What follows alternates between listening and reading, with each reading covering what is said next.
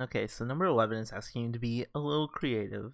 So if you're a creative kind of person, you can finally take these turtles and do something more interesting with them than trying to recreate a clock or drawing some stars. Uh, do something that you come up with on your own. Mess around with the turtles. Really mess around with them and see what you can come up with. Before I show you what I've written here, let me take you and show you what they've written here, and we can watch them draw this kind of cool tessellating pattern here. Uh, so you can see that every time it goes, every time the turtle goes through the for loop that they've set here, it goes forward a little bit, and then turns to the right a little bit, and then goes forward a little bit further, goes right the same amount, goes forward a little bit further, goes right the same.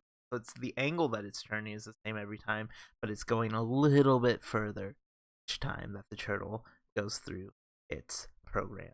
Mine is kind of long, so I am not gonna actually walk you through the actual program here.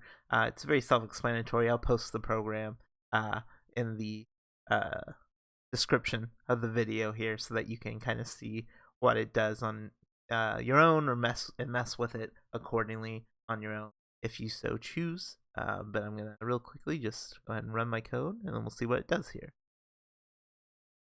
So I'm gonna let this run. I'm gonna be quiet while it does its little stupid thing, and then I'll see you in the next video.